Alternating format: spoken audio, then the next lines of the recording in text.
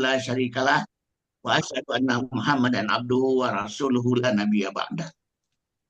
Allahumma shalli wa sallim ala nabil karim sayyidina Muhammadin wa ala alihi wa ashabihi wa man tabi'ahum bi ihsan ila yaumiddin.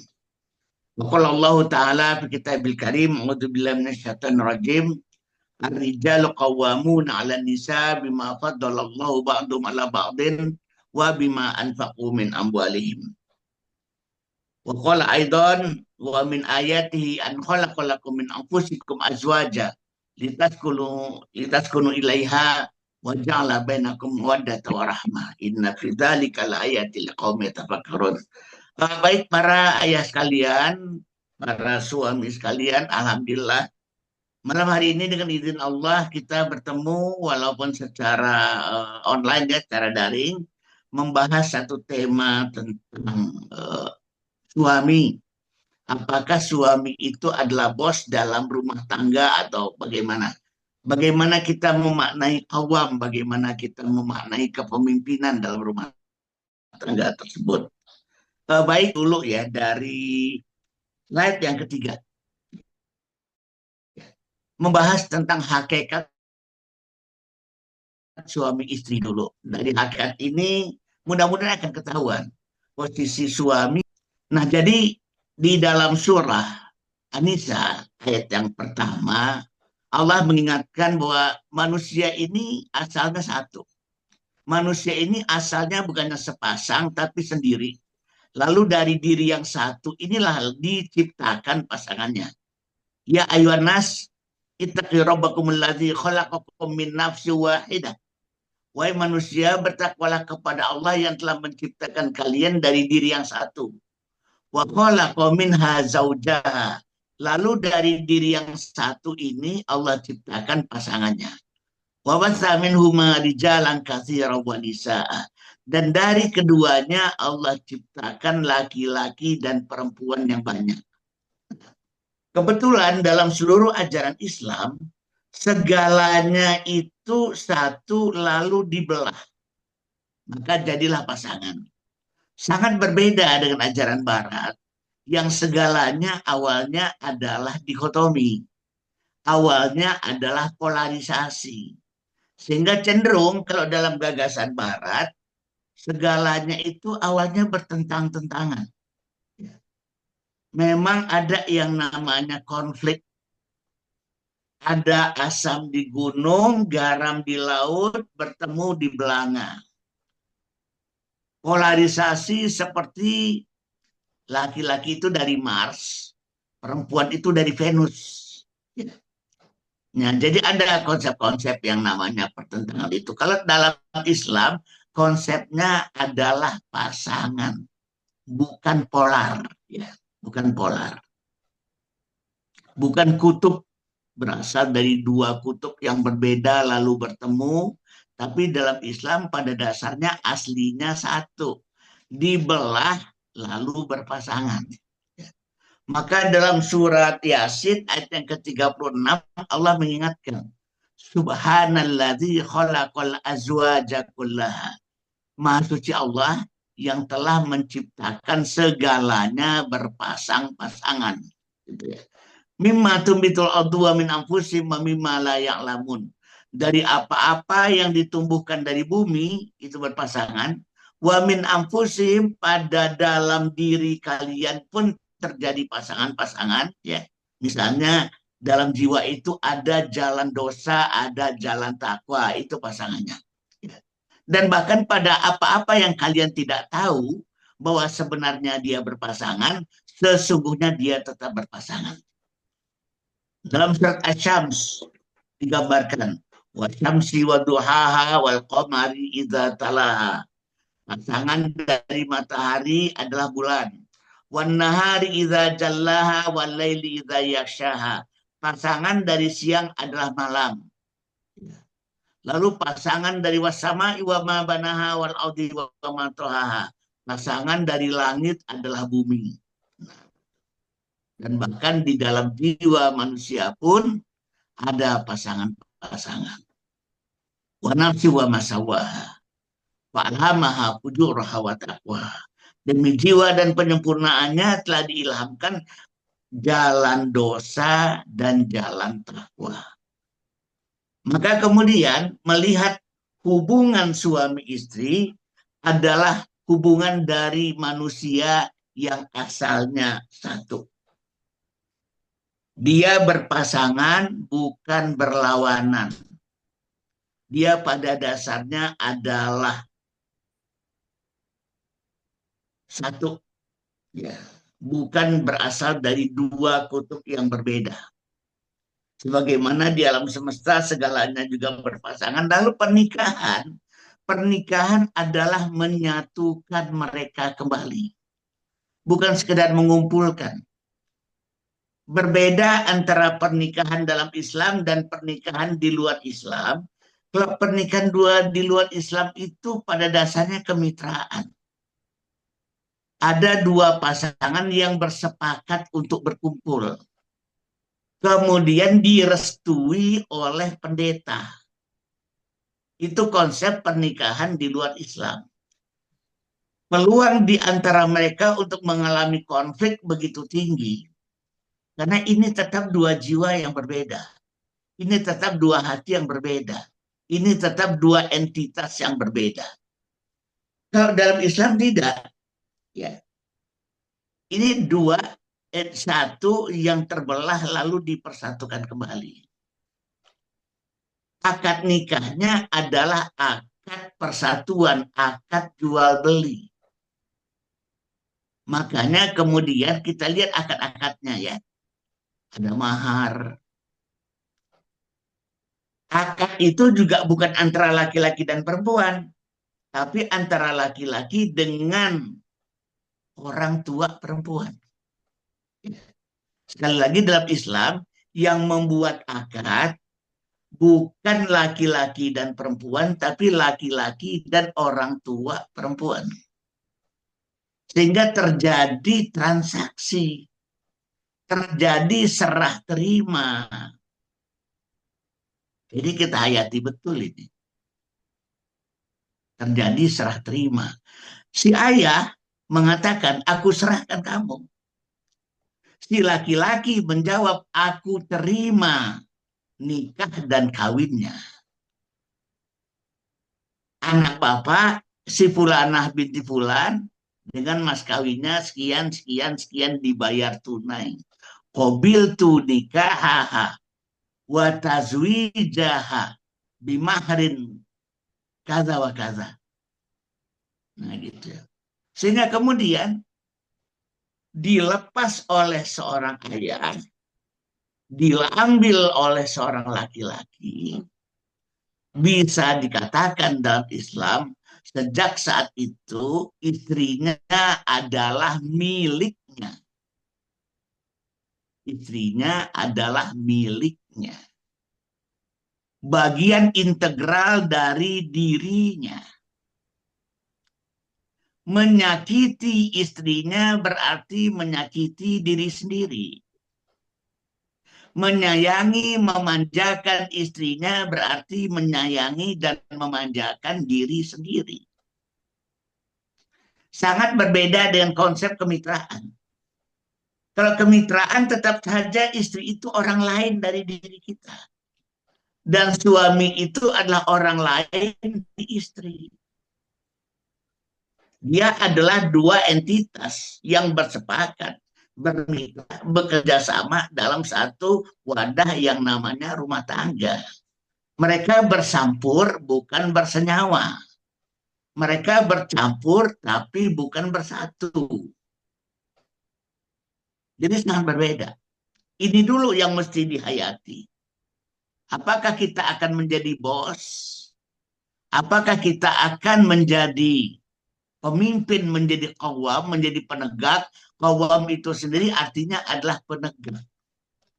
Ya qoma yaqumu qawwam, penegak. Nah, di sini maknanya ya. Permasalahan kalau seandainya suami dan istri itu bermitra, itu yang memang rentan terhadap kekerasan. Karena apa?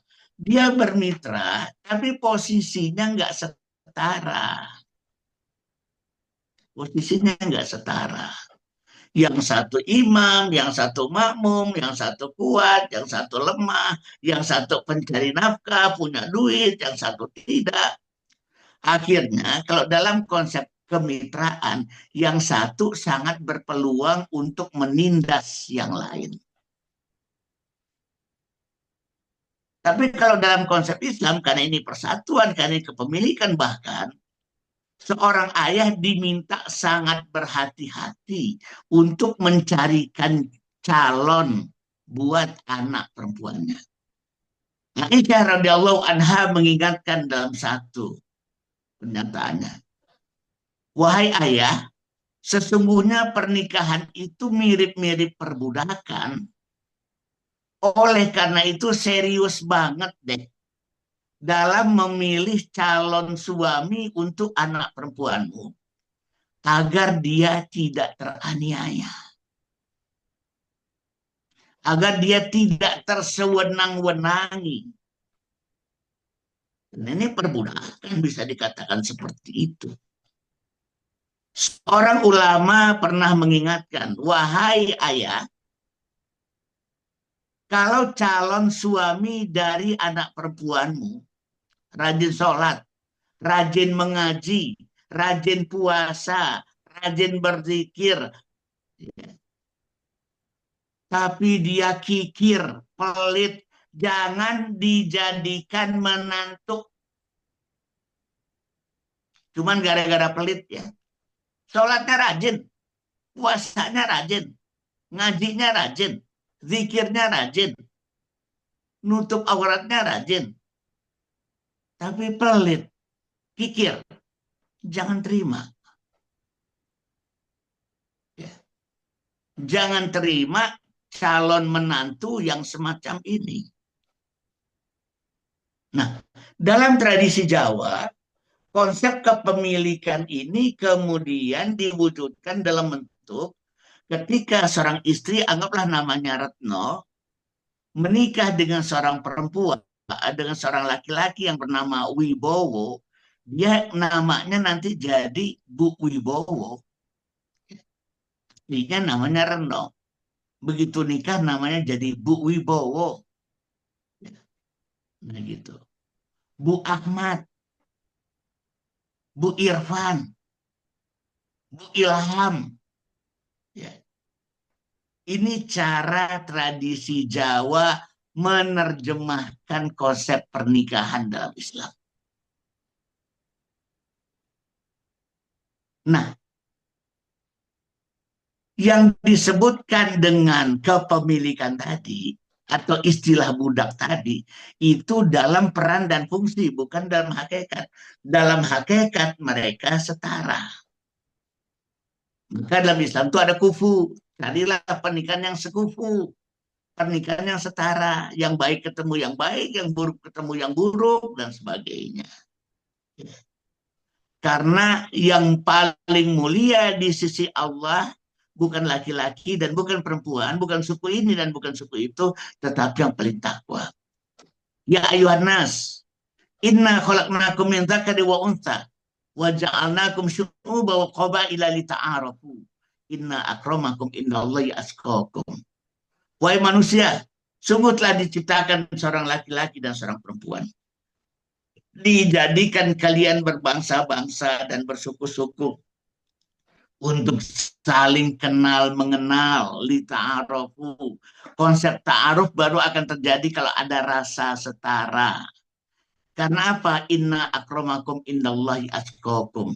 Yang paling mulia di antara kalian di sisi Allah bukan jenis kelamin, bukan status sosial, bukan posisi dalam rumah tangga, bukan yang suami, bukan yang istri, tetapi siapa yang paling bertakwa di antara kalian. Sehingga pada dasarnya ada keyakinan manusia itu dijodohkan karena dasarnya kesetaraan. Yang skornya 80 akan ketemu dengan yang skornya 80, yang skornya 120 akan Allah pasangkan dengan yang skornya 120, yang skornya 157 akan Allah pasangkan dengan yang skornya 157. Karena di Lauhil Mahfudz sana Jodoh itu bukan si A dengan si B, tapi skor ketemu skor. Ya. Level ketemu level. Kapan perceraian terjadi? Kalau kemudian dalam perjalanan rumah tangga itu masing-masing tidak lagi mampu menjaga skornya, menjaga levelnya, tidak lagi mampu menjaga kesetaraannya. Ketika dalam perempuan kok skor laki-laki melorot terus ya, sementara skor sang istri kok naik terus ya. Akhirnya terjadi kesenjangan angka, kesenjangan skor, kesenjangan kualitas, kesenjangan martabat antara laki-laki dan perempuan, maka saat itulah mereka itu akan Allah pisahkan. Cerai dalam Islam bukan salah jodoh. Cerai dalam Islam adalah sampai disitulah jodohnya. Karena beberapa sebab.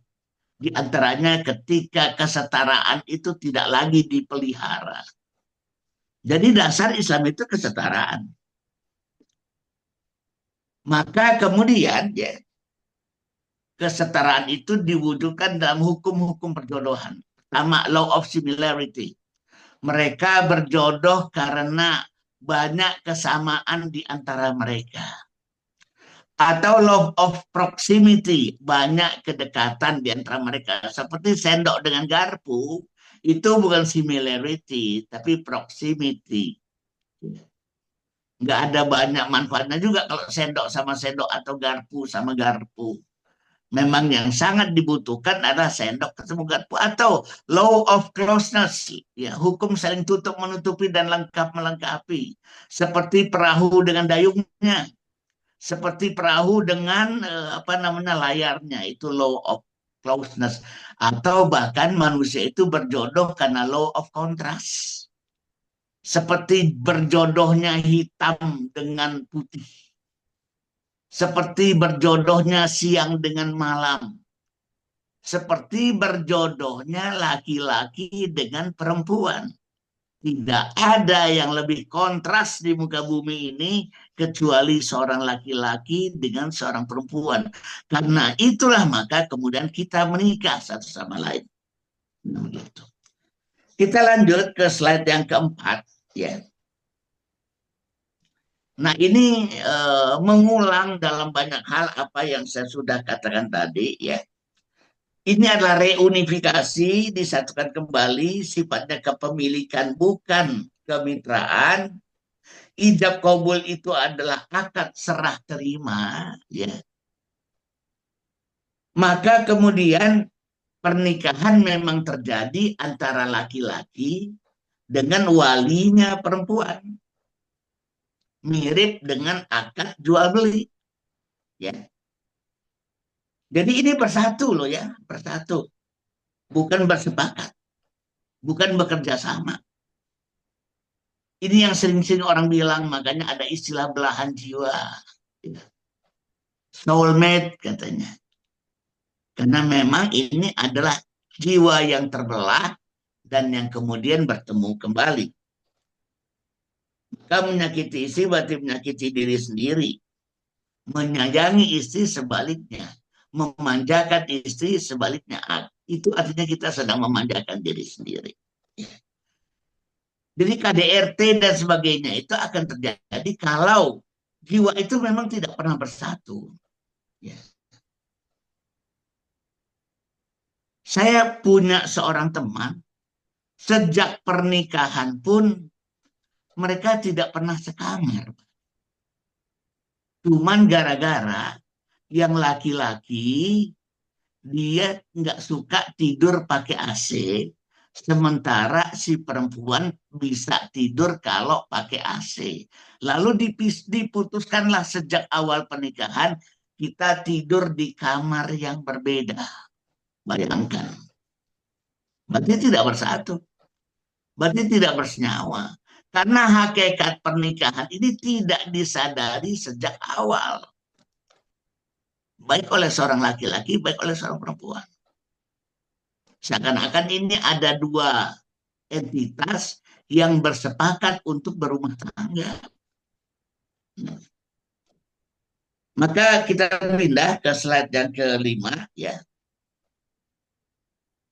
agar terjadi satu situasi, agar terjadi satu situasi di mana posisi-posisi itu dalam rumah tangga itu terbangun secara baik, tidak menimbulkan konflik-konflik yang berarti. Berangkat dari kesadaran ini adalah diri yang satu. Maka sadarilah bahwa rumah tangga adalah sebuah organisasi. Sebuah organisasi yang modern bahkan. Ya. Sebagaimana organisasi dan manajemen yang ada di kantor-kantor. Ya. Masing-masing punya peran. Dalam satu hadis diingatkan, kullukum ra'in wa kullukum mas'ulun an ra'iyati. Setiap kalian adalah pemimpin dan setiap kalian akan dimintai pertanggungjawaban atas apa yang kalian pimpin. Seorang suami adalah pemimpin bagi rumah tangganya. Seorang istri juga pemimpin bagi rumah suaminya. Segalanya menjadi serba clear sebenarnya. Tidak ada yang perlu dikonflikkan. Nggak ada yang perlu dipertentangkan, dipertengkarkan, sehingga pada akhirnya berujung pada kekerasan dan sebagainya, dan sebagainya. Ya. Seperti di dalam manajemen modern, ya, dibangun dengan akad-akad. Gitu. Sehingga bahkan dalam Islam itu saking tegasnya. Nah ini banyak juga yang tidak disadari. Kadang-kadang dengan alasan-alasan kesetaraan yang tidak jelas, tapi dapat menimbulkan konflik yang makin parah. Ini nggak disadari. Contoh ya, dalam Islam itu anak itu secara nasab anak siapa? Ternyata dia tidak disebut sebagai anak dari ayah ibunya. Ini secara hukum. Dia adalah anak dari ayahnya. Maka dia dinasabkan kepada ayahnya Fulan bin Fulan atau Fulanah binti Fulan. Di akhirat kelak, makanya yang akan ditanya di akhirat tentang anak, tentang pendidikannya itu cuma bapaknya. Ibunya nggak ditanya. Ibu memang mungkin repot di dunia bagaimana secara teknis dan detail ngurusi anak. Tapi di akhirat ibu sama sekali tidak ditanya oleh Allah tentang anak dan pendidikannya. Yang ditanya cuma seorang ayah. Kebetulan di akhirat juga dikatakan manusia itu kalau ditanya selalu seringkali menyalahkan ayahnya. Kata Allah, kenapa kalian durhaka? Mereka mengatakan natabi'u aba'ana. Kami itu durhaka karena mengikuti kelakuan dan ajaran bapak-bapak kami. Nggak disebut ibunya sama sekali. Sampai Allah bilang, awalau kanu abaukum la yaqiluna syai'a wa la ya'lamun. Apakah kamu akan tetap mengikuti ajaran dan perangai bapak-bapak kamu walaupun dia tidak berakal dan tidak berilmu? Apalah taqilun? Ya. Kenapa kalian tidak gunakan akal kalian? Bapak yang ditanya. Dalam satu hadis riwayat Hakim dan Tabrani dikatakan sejengkal anak gadis kita keluar rumah tak menutup aurat, sejengkal pula ayahnya lebih dekat dengan pintu jahanam. Sama sekali nggak disebut ibu ketika itu. Sehingga segalanya kemudian menjadi clear.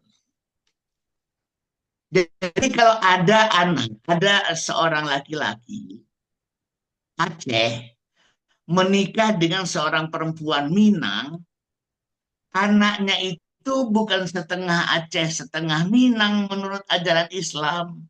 Anaknya itu Aceh, titik. Kalau ada laki-laki Bugis menikahi wanita Ambon, maka anaknya bukan setengah Bugis, setengah Ambon, tapi anaknya adalah Bugis, titik.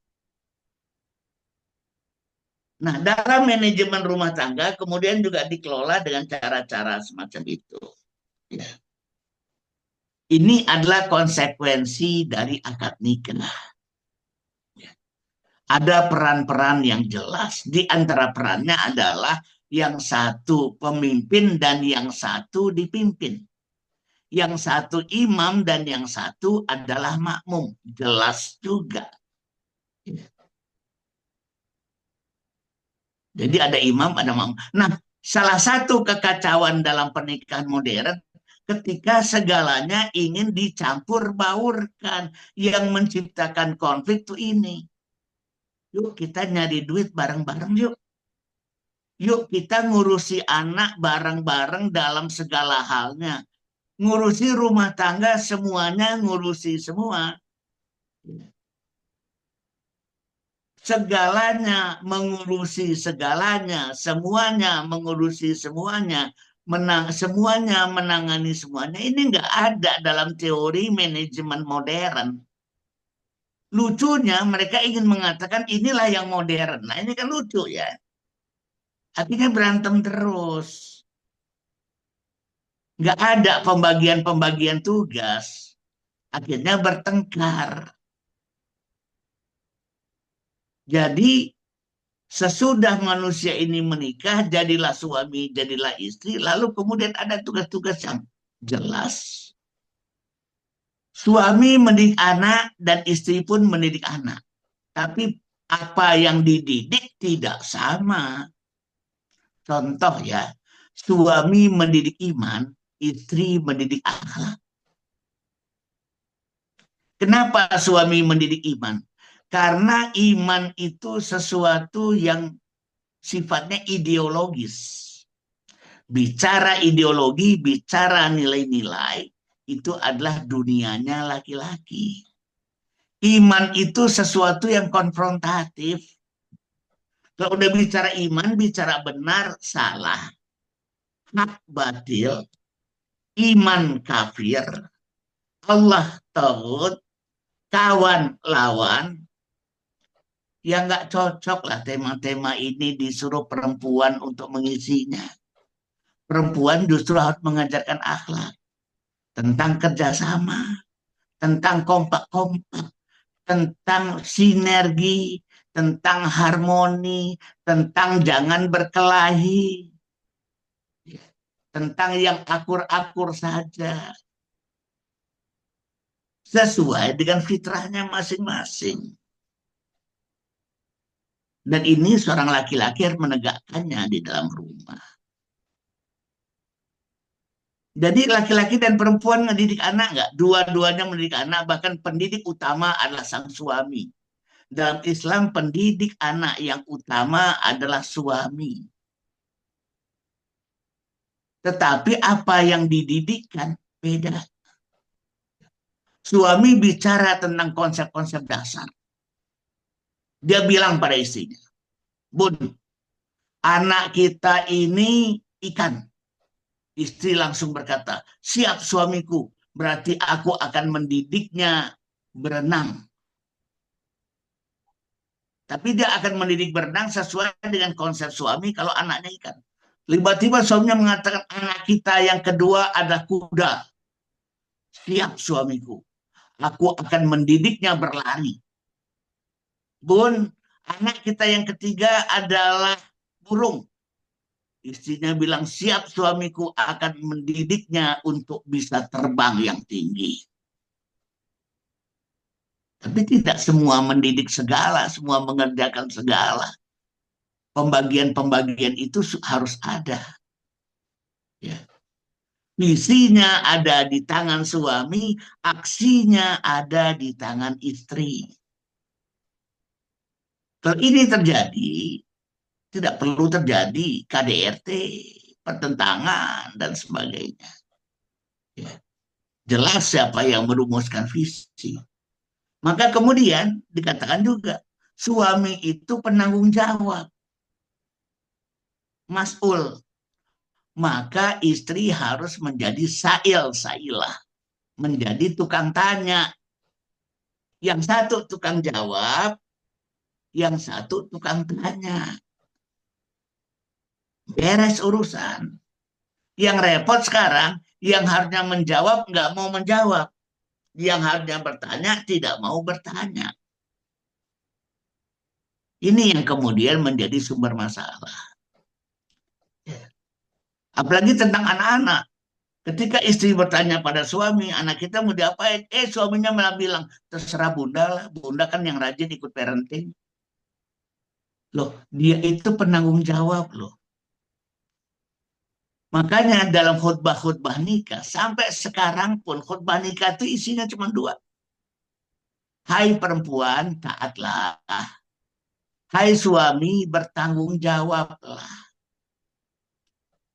Dari zaman dulu sampai sekarang, khutbah Jumat isinya nggak berubah-ubah. Hai suami, bertanggung jawablah. Hai istri, taatlah. Seandainya itu ada dihayati dalam sebuah pernikahan, aman sudah. Ya, nah begitu. Jadi rumah tangga ini adalah organisasi manajemen dan ini adalah konsekuensi dari akad nikah. Agar apa? Agar rumah tangga itu berjalan sesuai fitrah. Misalnya, sang ayah adalah si raja tega, sang bunda pembasuh luka. Sesuai dengan fitrah. Nggak mungkin berharap bunda tega sama anak. Dia yang mengandung, dia yang melahirkan, dia yang menyusui, dia pula yang apa namanya merawat. Nggak mungkin mengharapkan perempuan itu tega sama anak. Untuk itu yang diharapkan menjadi si raja tega siapa? Ayahnya. Lalu ibunya membasuh luka sebagai akibat dari teganya sang ayah. Sekarang banyak loh pertanyaan-pertanyaan. Ustadz, kalau ditukar gimana Ustadz? Karena di rumah saya tegaan saya daripada suami saya, gitu katanya. Saya bilang peran bisa ditukar, tapi kan fitrah nggak bisa ditukar. Kan masalah yang kita hadapi adalah memang bisa ditukar, tapi fitrah kan nggak bisa ditukar. Ada fitrah laki-laki, ada fitrah perempuan. Kalau fitrah laki-laki memainkan peran perempuan dan fitrah perempuan memainkan peran laki-laki, akhirnya semuanya banci. Teganya juga tanggung karena aslinya perempuan itu tidak tegaan. Dan seterusnya. Nah, maka sesuai dengan fitrah masing-masing, jalankanlah peran rumah tangga itu dengan sebaik-baiknya, termasuk peran sebagai kawam tadi. Kan kita bahas ya, peran sebagai kawam tersebut. Jadi gimana dong Ustadz? Kembali kepada fitrah. Bahwa laki-laki harus kembali memerankan fitrahnya sebagai sang raja tega. Dan perempuan kembali menjalankan fitrahnya sebagai pembasuh luka. Supaya tidak banci peran-peran tersebut dijalankan. Saya pernah mengilustrasikan begini. Ada seekor ulat akan menjadi kupu-kupu, lalu dia membelitkan dirinya ke dalam sebuah kepompong. Tak lama kemudian, ulat ini udah berubah menjadi kupu-kupu muda dan berusaha merobek-robek kepompong agar keluar kembali ke dunia. Ada anak kecil yang tidak tega melihat beratnya perjuangan kupu-kupu muda keluar dari kepompong. Diambil gunting. Diguntinglah kepompong itu. Sehingga kupu-kupu muda ini sekarang keluar dari kepompong tanpa bersusah payah. Tanpa berjuang. Karena ada anak kecil yang tidak tega melihat perjuangan kepompong, kupu-kupu muda keluar dari kepompong. Tapi apa akibatnya gara-gara nggak tega ini? Kupu-kupu muda ini tidak bisa merentangkan sayapnya karena tulang sayapnya lemah. Tulang sayap itu akan kuat kalau tadi dibiarkan saja merobek-robek kepompong. Ini gara-gara nggak tega anak kecil digunting. Akibatnya lemah tulang sayapnya, akibatnya nggak bisa merentang, akibatnya nggak bisa terbang, akibatnya nggak bisa mencari makanan di bunga-bunga, Dan akhirnya 2 hari kemudian kupu-kupu muda ini mati. Ini gara-gara nggak ada tega. Di rumah tangga juga sama, kalau sang suami itu nggak menjadi si raja tega, dia juga akan memainkan peran berbahaya, membunuh keluarganya sendiri, menjadikan anak-anaknya sebagai generasi stroberi. Tapi ini jangan dipindahkan ke bunda. Nah, bunda ada pembasuh luka. Mungkin gara-gara teganya sang suami, kemudian ada luka-luka pada anaknya dalam tanda petik, ya, ada luka fisik, ada luka psikologis, maka sang bunda yang akan membasuhnya.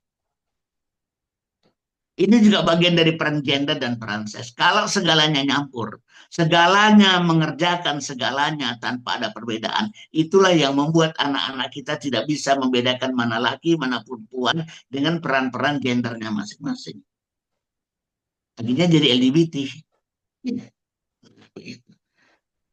kita pindah. Nah, inilah tentang sang imam ya. Kita lihat slide yang ke-6 ya, tentang sang imam.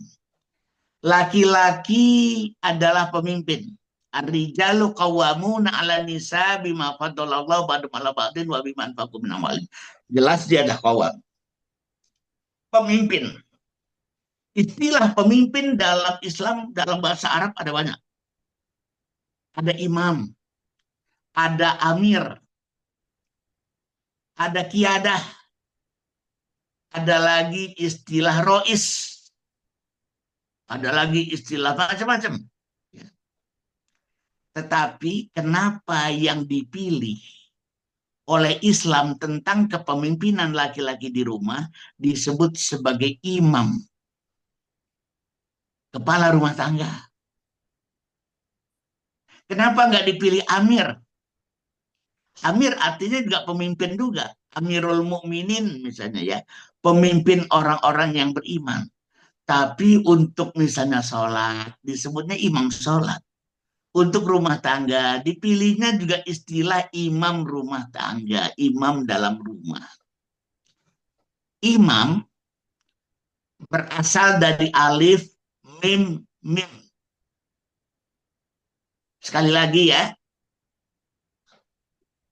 imam berasal dari kata alif, mim, mim. Sama dengan umi. Umi juga alif, mim, mim. Jadi apa arti imam? Imam itu artinya adalah ibu, induk. Dia pemimpin tapi dengan cara-cara keibuan. Dia memimpin tapi dengan cara-cara kewanitaan. Dia memimpin tapi dengan cara-cara feminin. Makanya yang dipilih kata sebagai kepala rumah tangga adalah kata imam. Apa itu kepemimpinan gaya-gaya feminin? Kepemimpinan gaya-gaya feminin adalah kepemimpinan dengan cinta. Kepemimpinan dengan kasih sayang. Kepemimpinan dengan ketulusan, dengan keikhlasan, dengan empati, dengan perhatian. Sehingga ya bukan bos. Imam sama sekali jauh dari pemahaman-pemahaman tentang bos dan bosi. Kalau bos itu amir. Amir. Kalau imam maknanya umi. Induk. Ibu. Dia laki-laki. Dia memimpin. Dia pemimpin. Tapi dengan cara-cara keibuan. Dengan cara-cara feminin. Nah inilah ya, yang disebut imam itu. Dia memimpin dengan cinta, dengan kasih sayang, dengan kepedulian, dengan empati, dengan tulus, dengan ikhlas, dengan rasa, dengan intuisi. Itu yang menyebabkan saya dalam beberapa kesempatan sering berkata, wahai laki-laki, pelajarilah dunia perempuan. Karena dalam saat kalian memimpin, Kalian harus menjalaninya dengan gaya-gaya perempuan.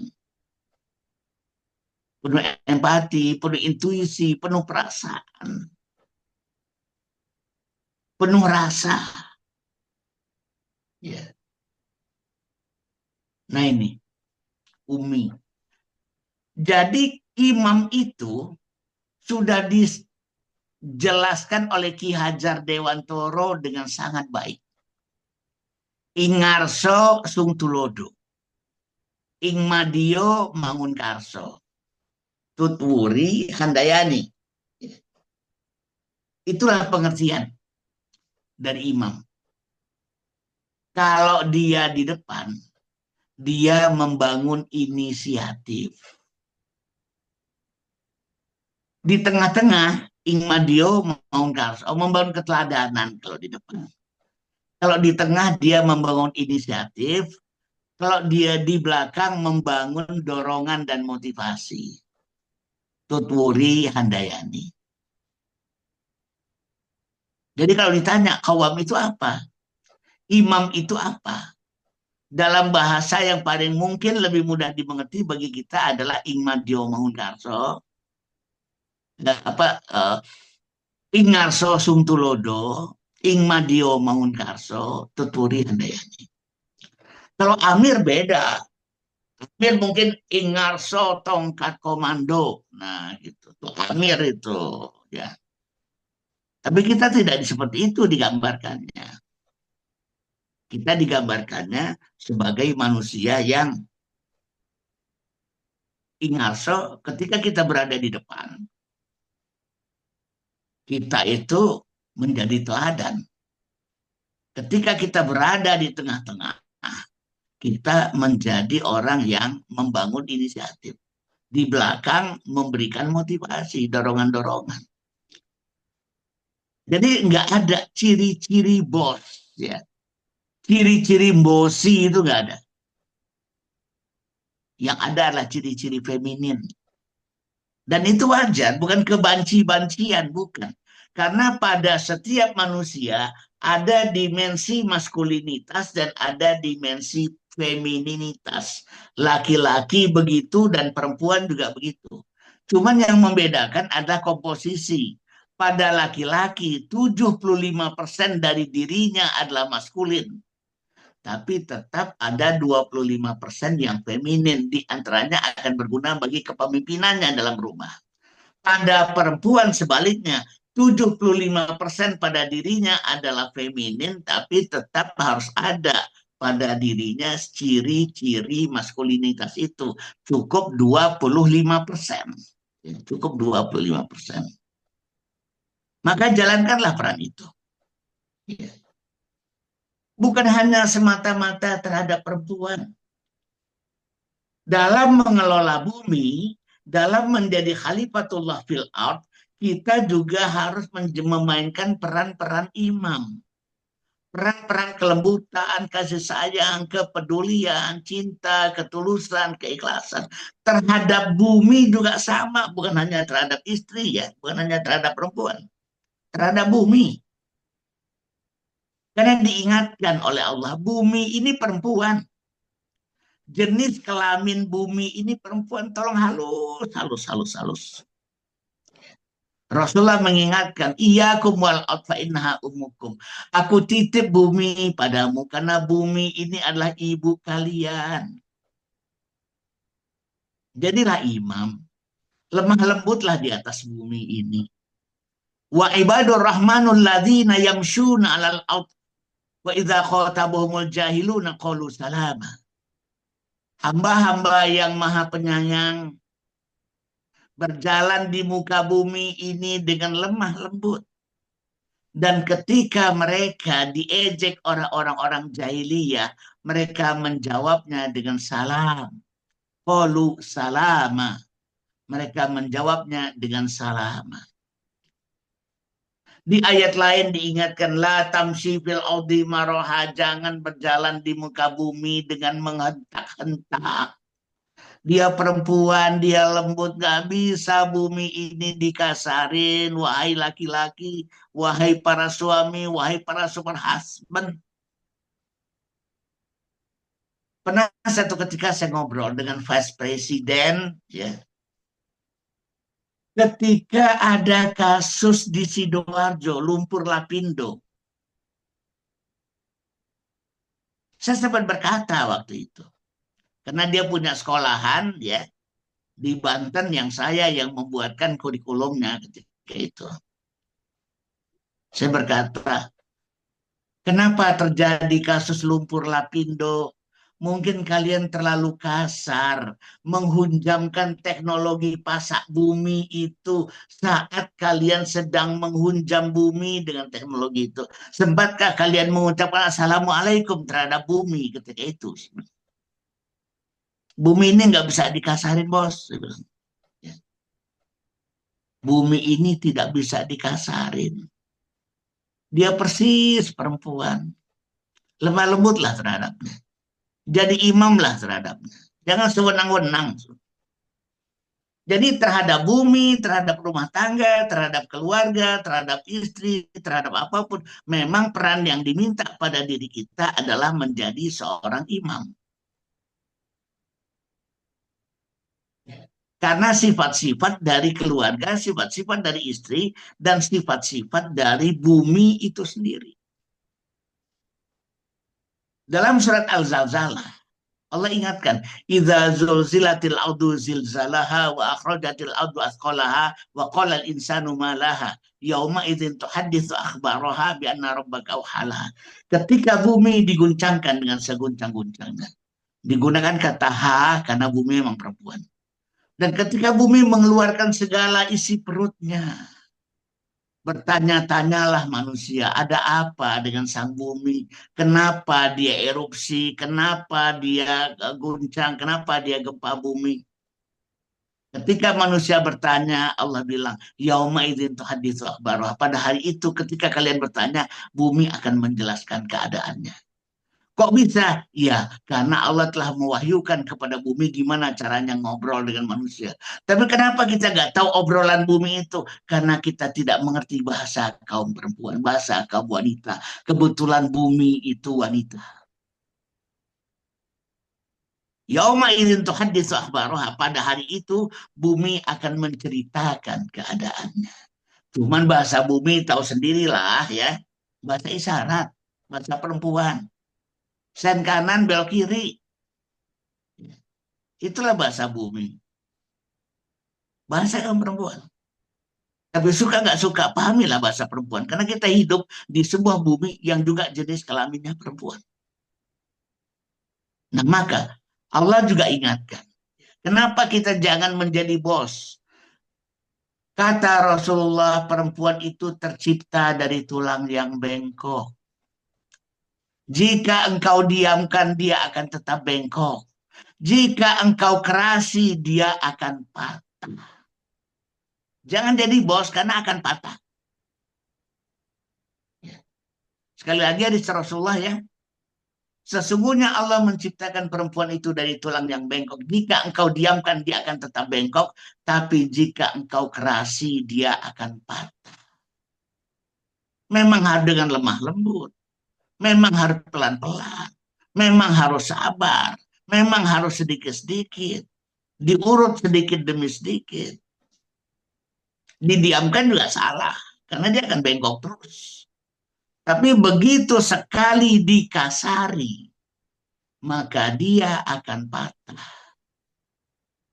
Lalu jalan apa yang kita ambil? Ya jalan keimaman itu. Jalan pelan-pelan, lembut-lembut, sabar-sabar. Ya.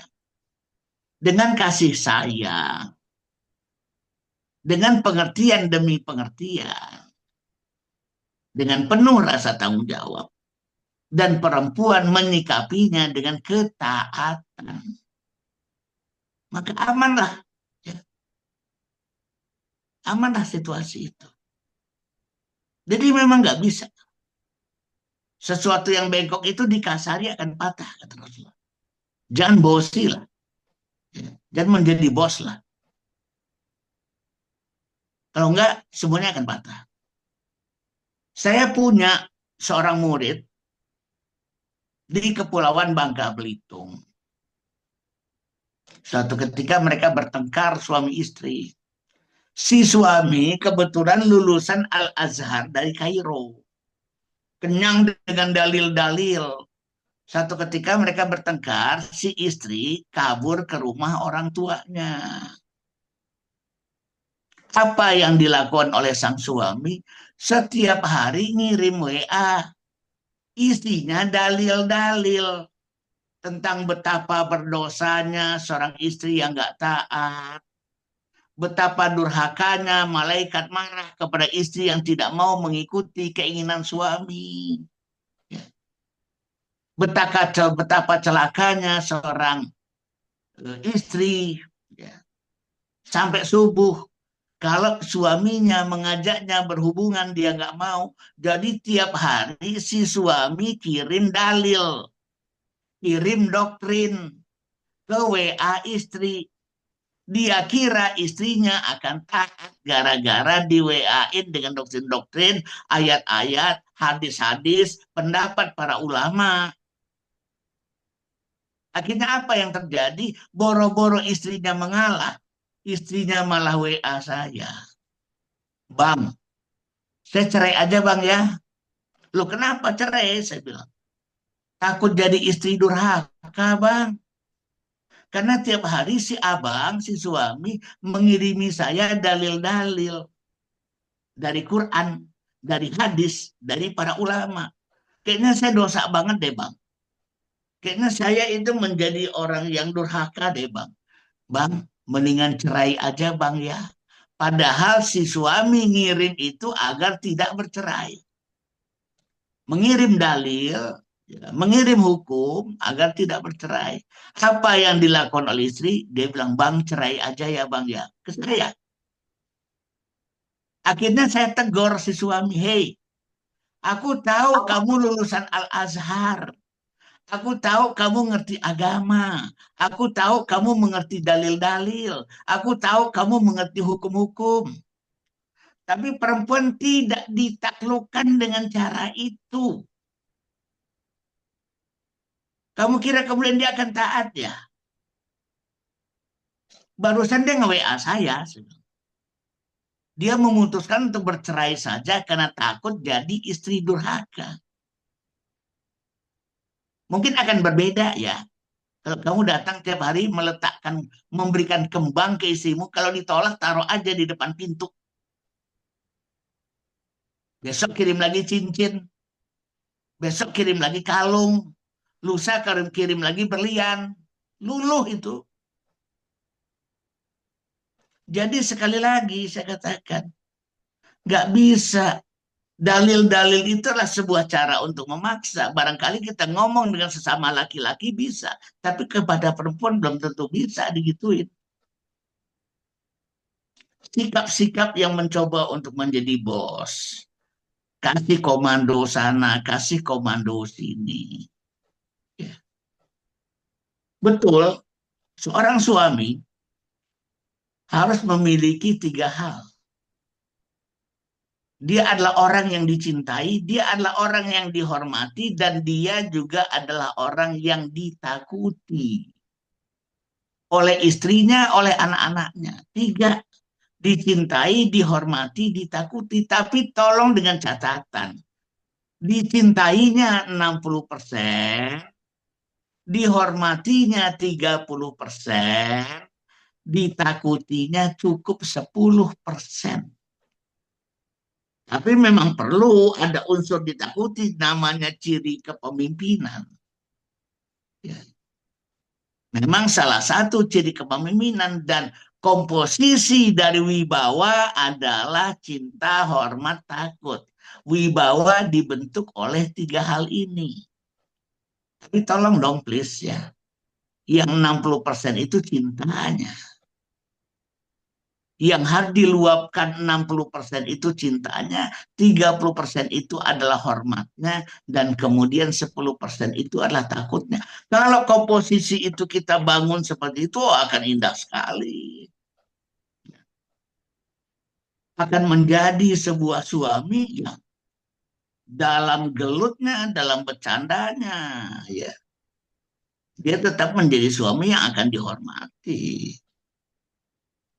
akan menjadi suami yang mungkin juga masih ada unsur-unsurnya untuk ditakuti. Walaupun penuh dengan canda, penuh dengan tawa, dan sebagainya. Makanya diingatkan dalam surat yang sering disebut-sebut itu, surat An-Nisa ayat yang ke-34. Ar-rijalu qawwamuna 'alan nisa bima faddalallahu ba'dhum 'ala ba'din wa bima anfaqu min amwalihim. Laki-laki itu menjadi qawwam, menjadi pemimpin bagi kaum perempuan karena dua hal. Pertama, Allah lebihkan dia atas sebagian yang lain. Yang kedua, dia telah menafkahkan sebagian dari hartanya. Min amwalihim, sebagian dari hartanya. Modalitas yang dua ini aja dikuatkan, bukan soal jadi bos. Ya. Kuatkan dua hal ini. Pertama, Allah lebihkan yang satu di atas yang lainnya.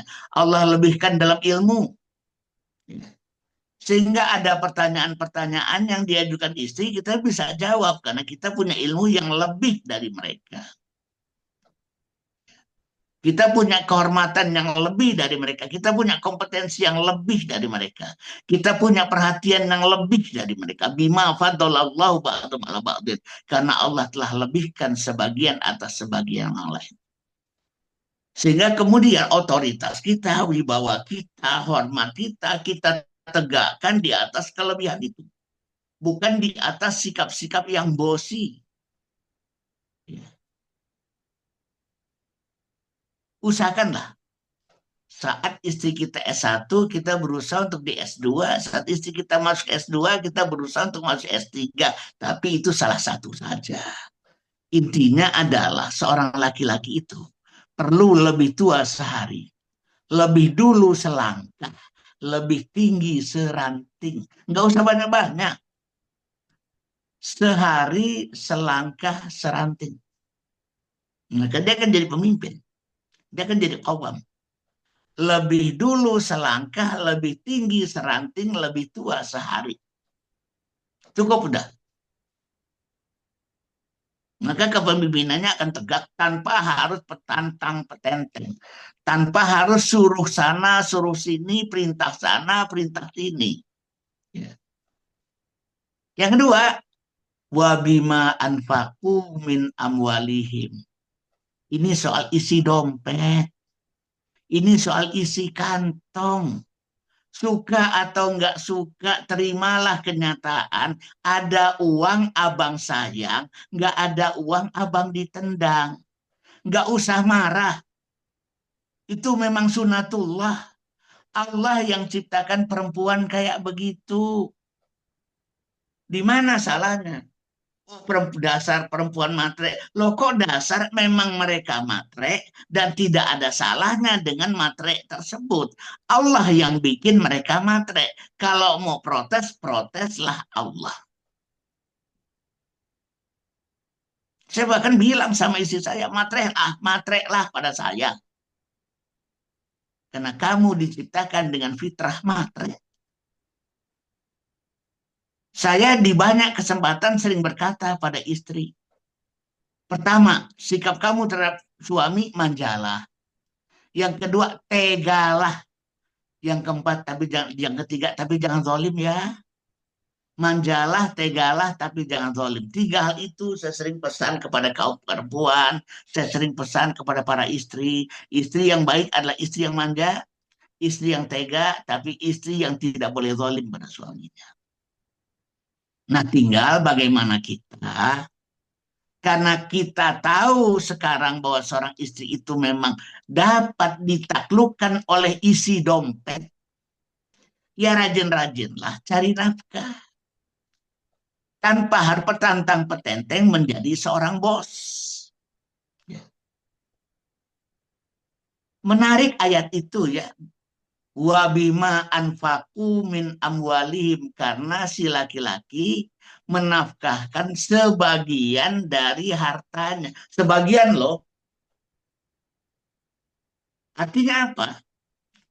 Kalau kebutuhan biaya hidup dan biaya rutin seorang istri dalam sebulan adalah 10 juta, kita laki-laki menciptakan 15 juta, 20 juta, 25 juta. Kita menghasilkan sekian. Yang untuk istri 10. Dan salah kalau segalanya kita serahkan ke istri. Itu salah. Laki-laki yang menyerahkan seluruh penghasilannya kepada istri seakan-akan bertanggung jawab, padahal dia sedang lepas tanggung jawab. Seakan-akan dia jujur, padahal dia sedang lepas tanggung jawab. Nih duitku, penghasilanku, kamu cukup-cukupi ya. Cukup nggak cukup, tolong dicukup-cukupi ya. Itu namanya lepas tanggung jawab itu. Tapi yang diajarkan dalam agama ini adalah kuat-kuatlah mencari nafkah, menjemput. Sebenarnya pada dasarnya kita hanya menjemput. Saat ijab kabul terjadi, rezeki istri yang selama ini dititipkan ke rekening ayahnya, mulai saat itu dipindahkan ke rekening suami. Maka sejak akad nikah, suami bertanggung jawab untuk menjemput rezeki dirinya sendiri, rezeki istrinya, rezeki anak perempuannya sampai menikah, menjemput rezeki anak laki-lakinya sampai akil balik, menjemput rezeki orang tua, dan menjemput rezeki orang-orang yang Allah titipkan rezekinya lewat kita. Mungkin rezeki teman, rezeki sahabat, dan sebagainya. Kitalah yang patut menjemput rezeki istri. Ya. Karena rezekinya Allah titipkan ke rekening kita, sebagaimana dulu Allah titipkan rezeki seorang perempuan waktu gadis ke rekening ayahnya. Nah, ada yang menarik, para suami sekalian, yang menarik adalah rezeki istri ini gede. Rezeki istri itu besar. Seandainya ini adalah sumur rezeki keluarga itu. Sisanya ada rezeki kita, rezeki anak laki-laki kita, rezeki anak perempuan kita, rezeki orang tua kita, dan rezeki orang lain yang Allah titipkan lewat kita. Sebegitu gedenya. Saking gedenya, seandainya seorang suami malas mencari nafkah, lalu istri yang mencari nafkah, itu cukup buat keluarga. Padahal istri itu hanya bisa menjemput rezekinya sendiri. Istri nggak bisa menjemput rezeki suami, istri nggak bisa menjemput rezeki anak-anak. Istri nggak bisa menjemput laki anak perempuan nggak bisa. Tapi dengan dia menjemput rezekinya sendiri pun dia mampu memenuhi kebutuhan keluarga. Begitulah besarnya rezeki seorang perempuan. Kalau kita yang jemput, oh kaya kita jadi laki-laki. Laki-laki yang rajin menjemput rezeki istri akan menjadi laki-laki yang kaya karena dia menjemput rezeki raksasa. Ini yang juga membuat saya sebagai seorang laki-laki, setiap kali ada proyek-proyek besar, proposal-proposal besar yang saya ajukan ke perusahaan-perusahaan, saya selalu bawa istri. Dan saya tempatkan di hotel-hotel keren dan di kamar-kamar keren. Karena saya sadar aku sedang menyebut rezekimu, rezeki besarmu.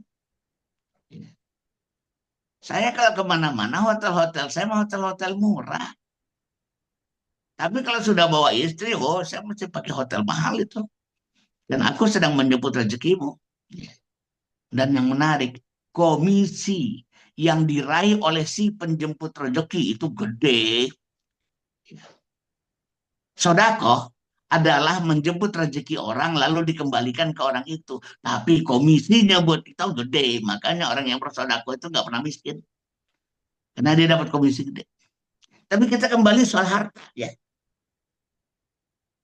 Wibawa seorang laki-laki, kawam seorang laki-laki, kepemimpinan dan keimaman seorang laki-laki sangat ditentukan oleh variabel kedua yang disebut variabel harta.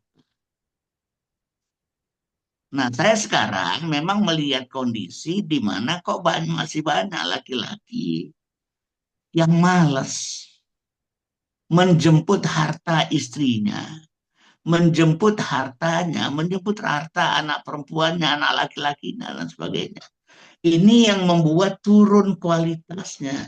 Lalu ditutupi dengan cara-cara yang kayak bos. Perintah sana, perintah sini. Karena apa? Karena dia tidak ingin mencoba menutup-nutupi kelemahannya dari sisi finansial, dari sisi ekonomi dan keuangan.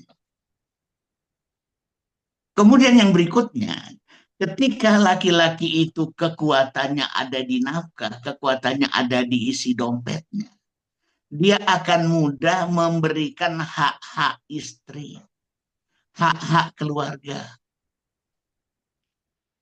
Dia berikan dapur yang bagus, dia berikan kompor yang bagus, dia berikan oven yang bagus, dia berikan kitchen machine yang bagus, dia berikan panci-panci yang bagus, dia berikan peralatan-peralatan yang bagus, dia penuhi hak-hak keluarganya. Itu nggak perlu jadi bos. Kalau sudah hak mereka kita penuhi, kita minta kewajiban jadi gampang. Gampang. Dan aku telah belikan kompor, tanpa perlu petantang petenteng, wajar dong kalau aku minta masakan. Kok minta masakan? Kan kompornya udah ada. Boleh dong aku minta bikinin bandeng presto, karena aku sudah berikan panci presto kan. Wajar dong kalau aku minta dibikinkan ini, dapurnya juga aku udah bikinin keren.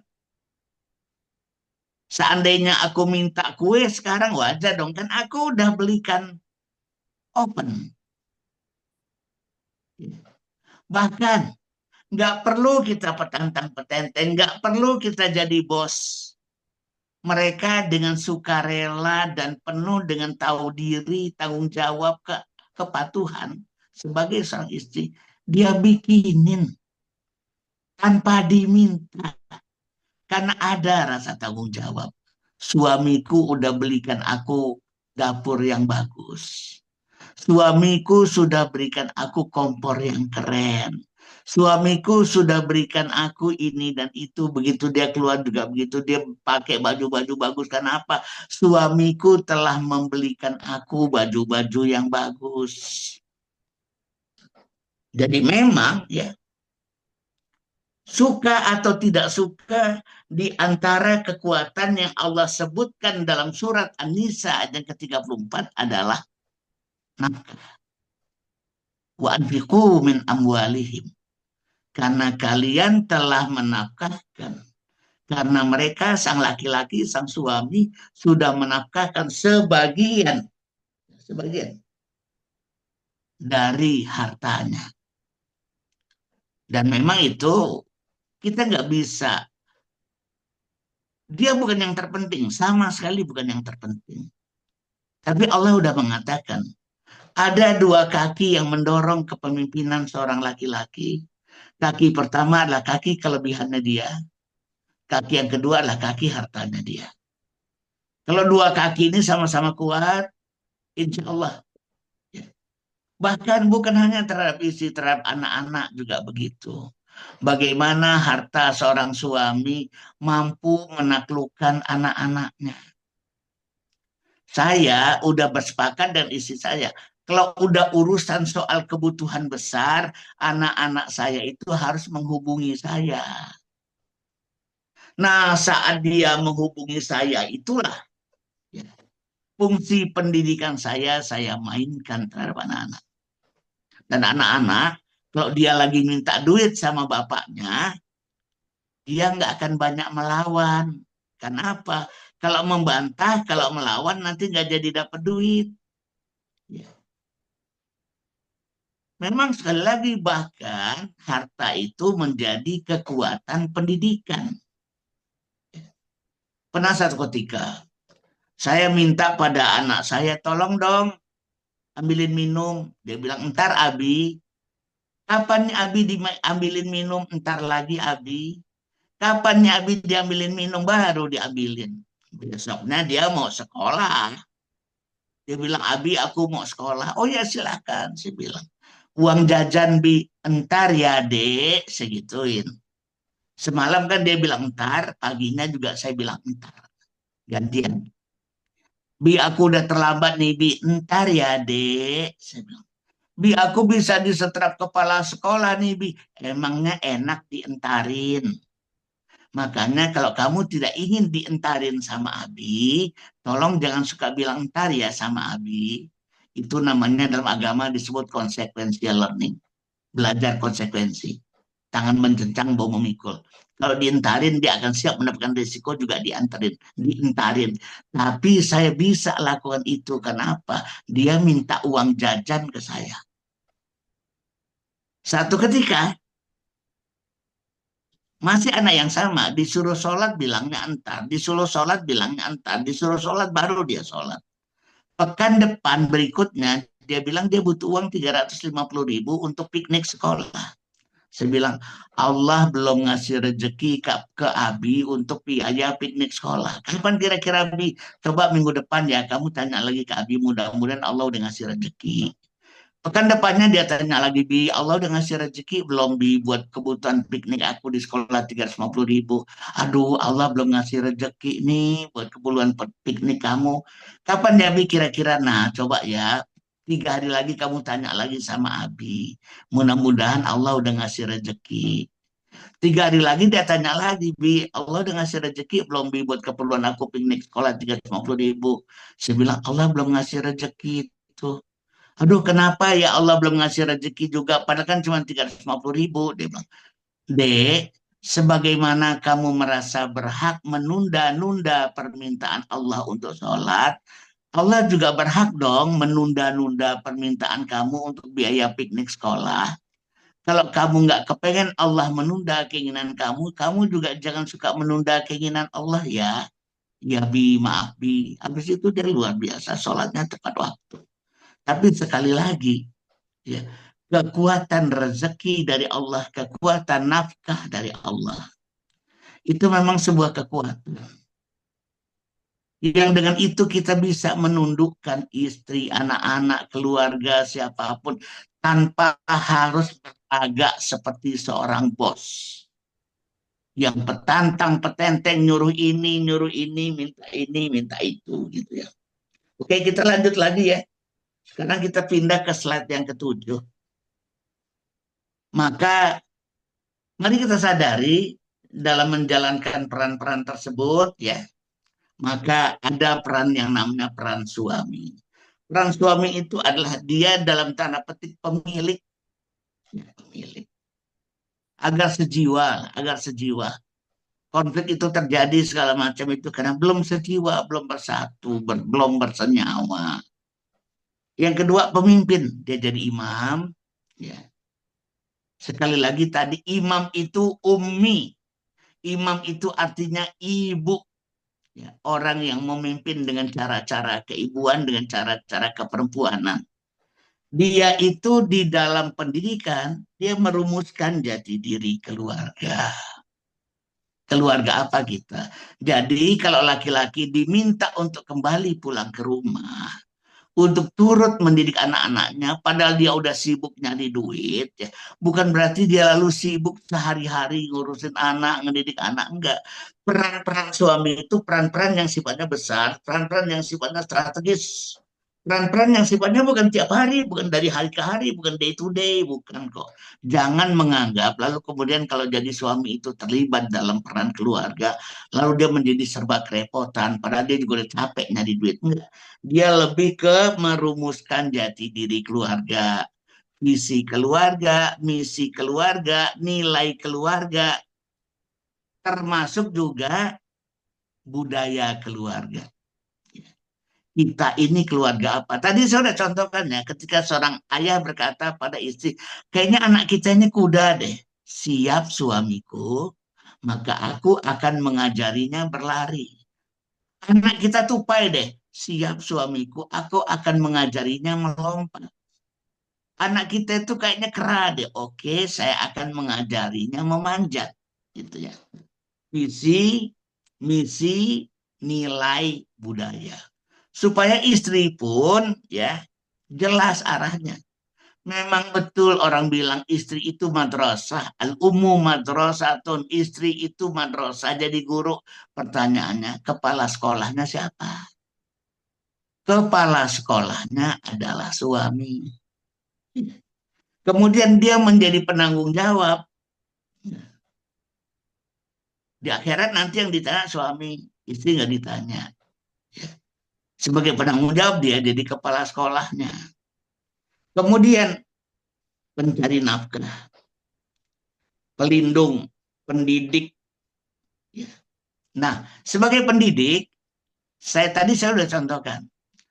Iman dididik oleh suami, sedangkan akhlak dididik oleh istri. Maskulinitas dididik oleh suami, femininitas dididik oleh istri. Supaya kedua-duanya kemudian menjadi seimbang. Sekarang ketika ayah tidak hadir dalam pendidikan anak, pendidikan itu sekarang terlalu lembek. Ya, lembek banget. Karena apa? Ya nggak salah juga. Yang sangat dominan dalam pendidikan sekarang adalah kaum perempuan. Anak dikerasin dikit nggak boleh. Sekolahnya harus sekolah ramah anak. Yang benar adalah sekolah ramah masa depan anak.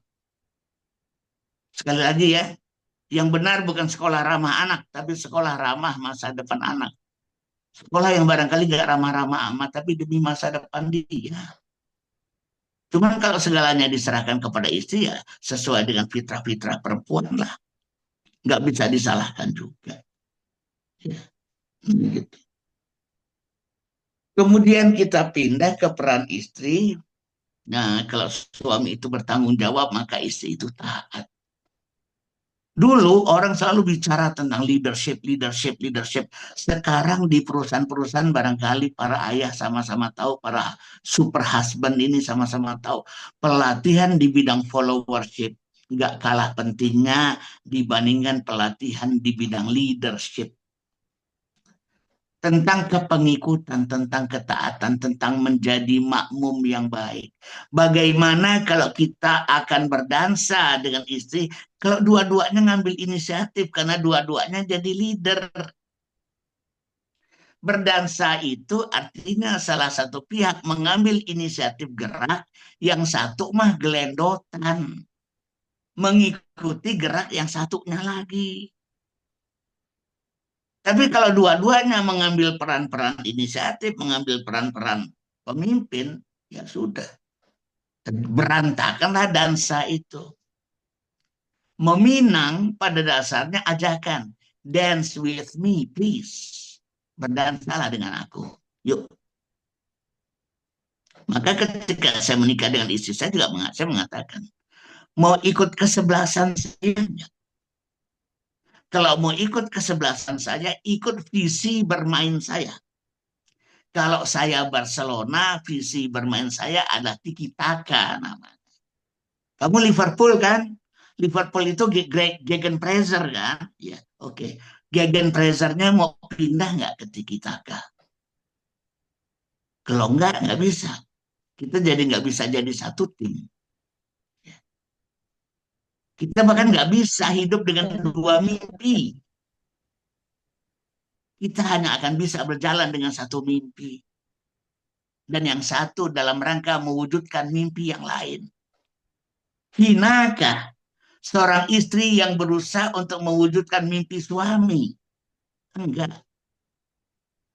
Saya waktu bergabung dengan Masjid Salman ITB tahun 2003, saya ditanya kok, Bang Aat, ada nggak mimpi Bang Aat yang ingin Bang Aat wujudkan di masjid ini? Saya biasa dipanggil Bang Aat, baik di ITB maupun di Masjid Salman. Saya bilang enggak, saya datang ke sini untuk membantu mewujudkan mimpi kalian. Mereka heran, emang Bang Aat nggak punya mimpi ya? Punya, saya bilang. Kenapa Bang Aat tidak berusaha juga untuk mewujudkan mimpi Bang Aat di sini? Aku belajar dari kisah Nabi Yusuf. Mimpi Nabi Yusuf itu terwujud ketika Nabi Yusuf sedang asik mewujudkan mimpi raja. Nabi Yusuf itu punya mimpi. 11 bintang, bulan, dan matahari sujud kepadanya. Itu mimpi Yusuf. Tapi satu ketika Yusuf mendengarkan mimpi raja waktu dia ada di dalam penjara.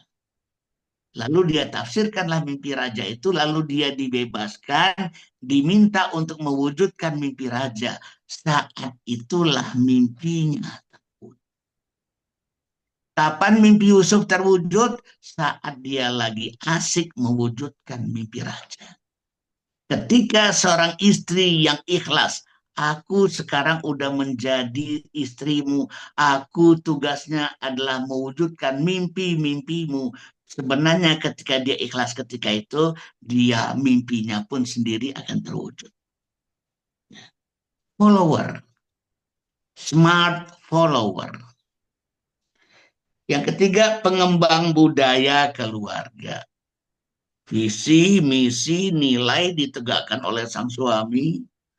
Lalu nilai itu menjadi budaya keluarga oleh seorang istri. Gitu ya. Oh, suami bilang nilai kejujuran. Ditegakkanlah budaya kejujuran. Kita ingin punya nilai integritas. Diwujudkanlah budaya integritas itu. Ya. Nilainya adalah pantang menyerah. Diwujudkan dalam bentuk budaya pantang menyerah. Yang menetapkan nilai adalah suami, tentunya tetap diskusi dengan istri, yang akan mewujudkannya menjadi budaya adalah sang istri, tentunya tetap berkonsultasi dengan sang suami. Menjadi pengelola, ya penanya, tukang tanya, Sailah, kenapa? Suaminya tukang jawab. Mas'ul itu makna generiknya adalah tukang jawab. Maka kemudian isinya adalah menjadi sang tukang tanya, pengelola rumah tangga. Ya. Nah, diingatkan juga dalam Islam ini yang banyak barangkali kita tidak tahu dan banyak di antara kita yang kaget ya. Pada dasarnya yang masak itu laki-laki, yang nyuci itu laki-laki, yang ke pasar itu laki-laki. Bahkan dinyatakan oleh seorang sahabat dan para ulama juga, seandainya laki-laki itu pulang ke rumah membawa makanan mentah sehingga harus dimasak oleh istrinya, maka istri berhak untuk meminta upah karena dia sedang memasak makanan dari mentah kepada makanan matang. Makanya sebenarnya di antara nafkah dari istri kepada dari suami pada istri adalah memberikannya gaji. Di Timur Tengah, istri rata-rata meminta gaji besar. Makanya kemudian mereka lebih suka pakai TKW, ngambil TKW dari Indonesia, tenaga kerja wanita. Kenapa? Kalau TKW berharap banyak, gajinya nggak gede, 5 juta 3 juta jadi gitu ya. Tapi kalau istri dia bisa minta 50 juta 40 juta gitu ya, dan sebagainya, dan itu wajar gitu ya. Penopang, pengasuh, dan pembangun sakinah. Nah, baik, para super husband sekalian, nah, inilah gambarannya menjadi suami yang tidak kaleng-kaleng. Karena jujur, sekarang banyak suami kaleng. Saya sebagai laki-laki, mohon maafnya agak malu ya. Jujur, jujur saya belakangan lagi sebagai laki-laki saya agak malu gitu ya. Karena banyak yang kaleng-kaleng sekarang. Tapi itulah hal-hal yang bisa kita bangun. Jadi imam, jadi imam. Nggak harus jadi bos ya. Nggak harus jadi bos. Nah, itu saja yang dapat saya sampaikan. Masih ada cukup sedikit waktu untuk tanya jawab ya. Mudah-mudahan bisa lagi jawab dua tiga pertanyaan dari saya sekian. Assalamualaikum warahmatullahi wabarakatuh. Waalaikumsalam warahmatullahi wabarakatuh. Baik, terima kasih banyak Ustadz Aat ya. Alhamdulillah penyampaiannya luar biasa sekali. Ini ada beberapa hal yang menjadi satu apa namanya highlight ya. Highlight yang paling ini adalah bahwa imam, suami itu sebagai imam. Jadi imam diambil dari kata umi yang artinya adalah induk ataupun mungkin bisa diartikan sebagai kita memimpin keluarga dengan femininitas yang ditafsirkan oleh Ki Hajar Dewantara dengan tiga semboyannya yaitu ing Karso Sungtolodo, ing Madya Mangun Karso, Tuturi Handayani, begitu ya Ustaz ya. Baik, mohon izin Ustadz, kita akan buka sesi tanya jawab. Mungkin bagi peserta yang ingin bertanya, boleh raise hand terlebih dahulu. Kemudian nanti kita akan persilahkan untuk bertanya ataupun bisa langsung ditanya di kolom chat. Jadi ditulis pertanyaannya di kolom chat, nanti akan kita bacakan, kita sampaikan kepada Ustadz untuk bisa dijawab.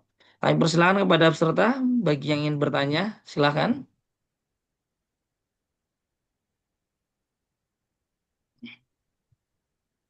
Ya, silakan yang mau raise hand juga boleh.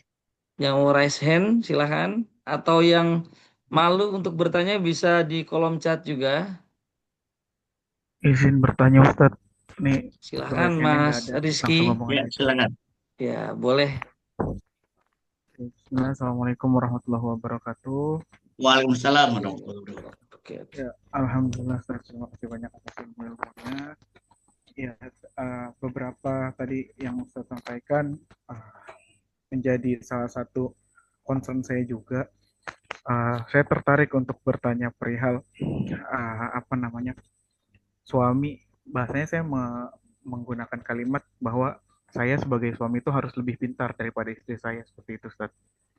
Pun hal itu juga saya lakukan karena keterbatasan waktu yang saya miliki gitu ya. Saya kayak pekerjaan dan hal sebagainya. Ya seperti saat inilah saya masih di kantor, Ustaz, kayak gitu.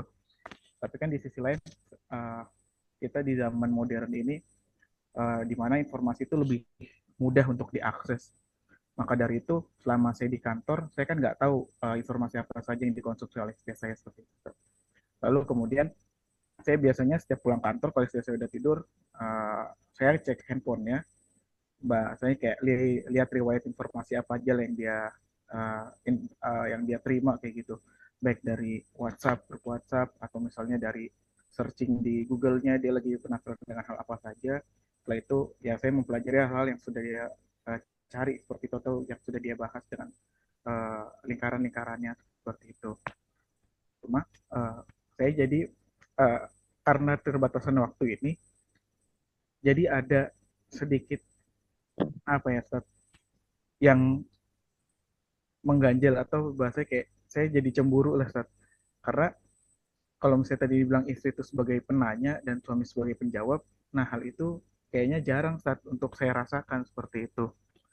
Karena kalau misalnya saya lihat ada beberapa case tentang permasalahan keluarga, loh kok dia nanyanya ke grupnya dulu sih, ke grup parentingnya dulu gitu, bukan langsung nanya ke suami dulu. Padahal kan ya saya juga bisa jawab kalau misalnya pertanyaannya cuma ini doang gitu, tapi pertanyaannya kenapa kok dia bisa ke sana dulu gitu. Apa misalnya ada yang salah Ustaz dengan apa namanya komunikasi antara saya dengan istri saya yang untuk saat ini seperti itu, Ustaz. Kemudian yang kedua, uh, usia berapa sih Ustaz tepatnya untuk saya menerapkan konsekuensi learning ke anak saya gitu, Ustaz. Anak saya baru mau 3 tahun, Ustaz.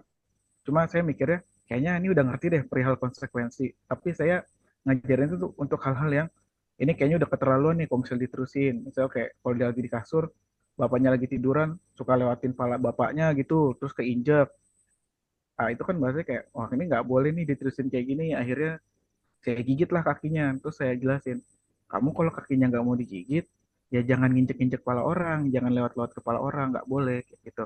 Nah, untuk usia 3 tahun itu udah tepat atau belum sih, Ustaz? Seperti itu. Mungkin itu aja, Ustaz, pertanyaan dari saya. Terima kasih banyak. Assalamualaikum warahmatullahi wabarakatuh. Waalaikumsalam warahmatullahi wabarakatuh. Jadi yang pertama, sebenarnya seorang laki-laki walaupun dengan kesibukannya dia tetap bisa banyak belajar, ya. Terutama tentunya belajar dari pengalaman.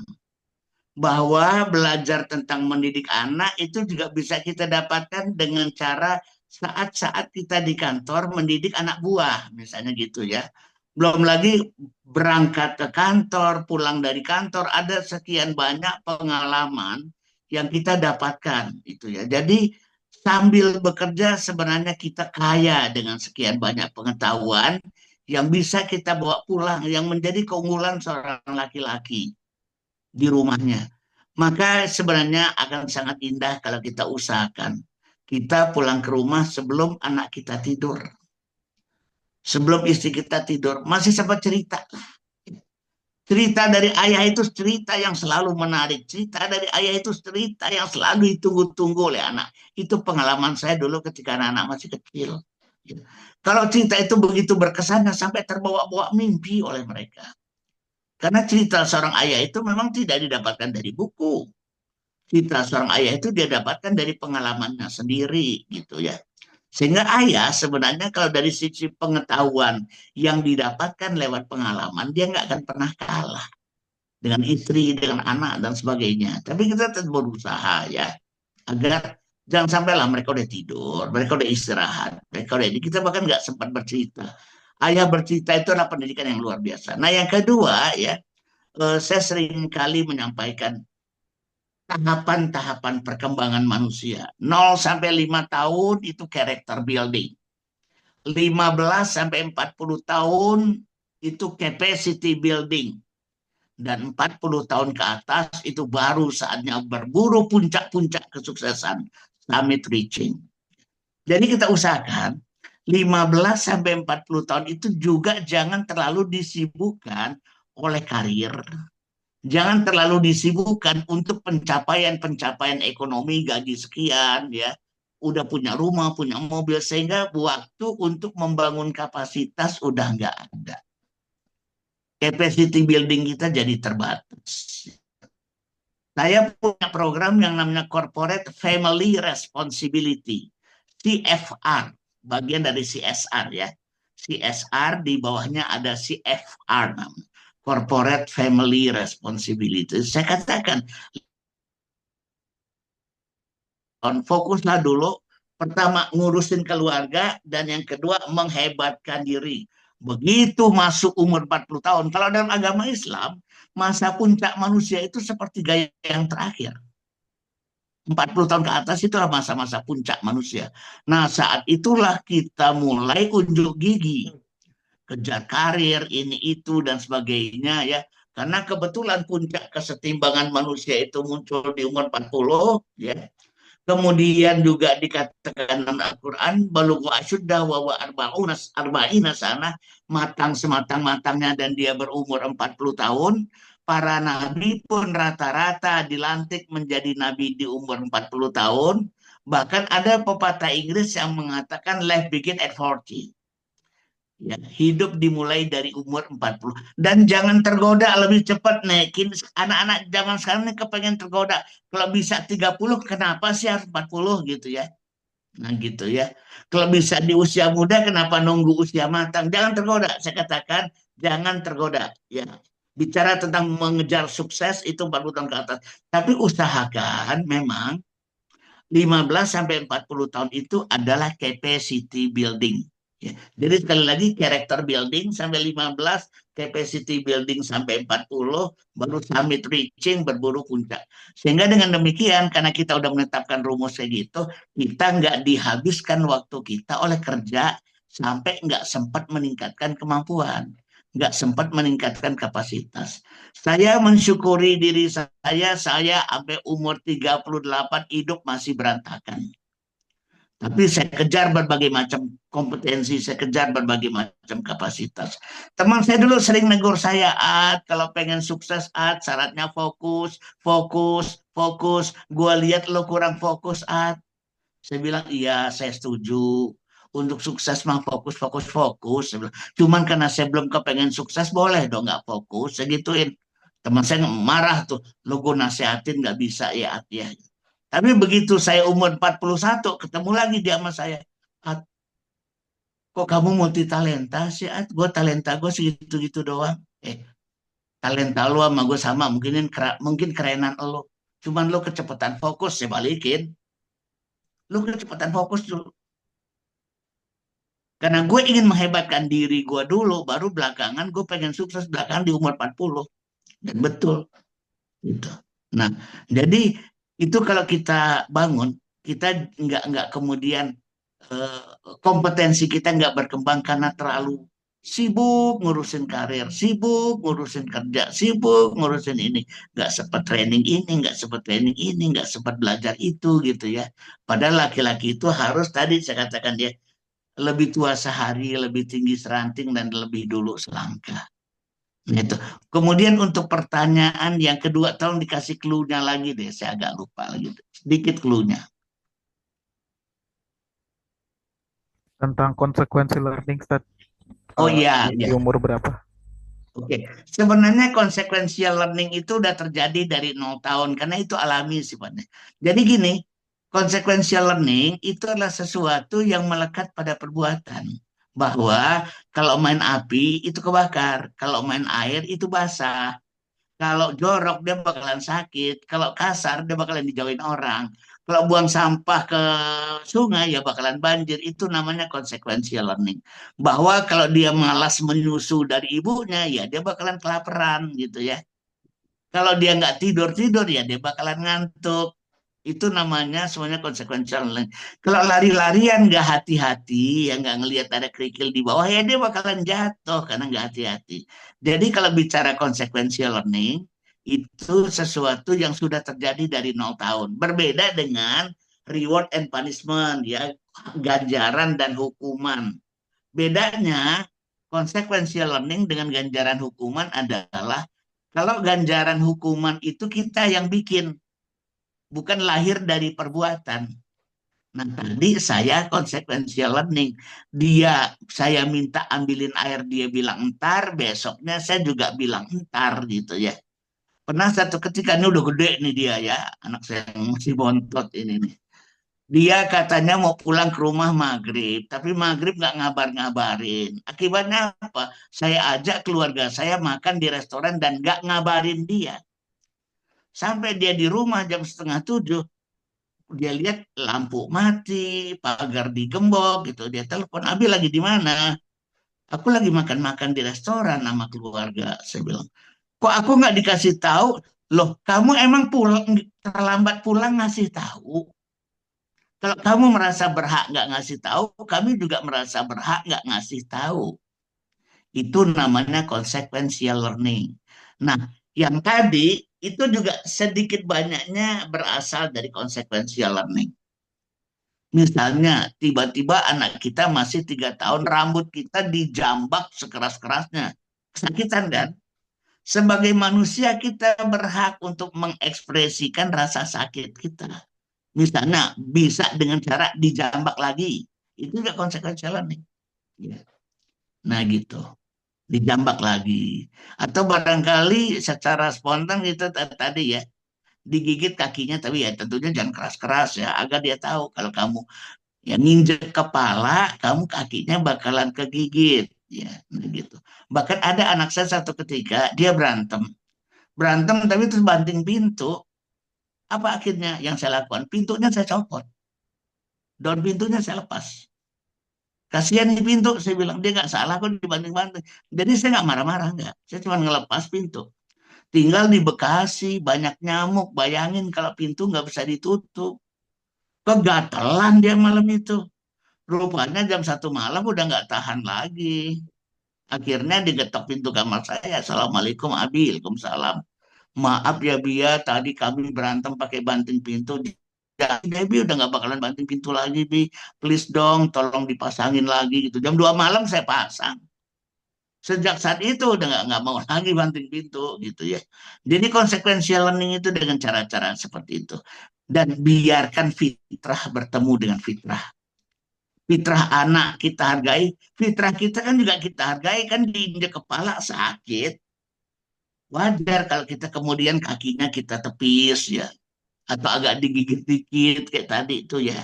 Nah, itu memang merupakan bagian dari consequential learning. Yang paling terbaik pendidikan itu consequential learning. Bukannya tidak, jarang-jaranglah menggunakan punishment gitu ya. Pakai menggunakan pendekatan hukuman walaupun halal, nggak boleh juga kita kita haramkan itu punishment ya. Tapi yang paling sering itu consequential learning. Allah mengingatkan dalam surat 30 ayat yang ke-41, Zaharul fasadu fil barri wal bahri bima kasabat aydin nas liyudhiqu badalladzi amilu la'allahum yarji'un.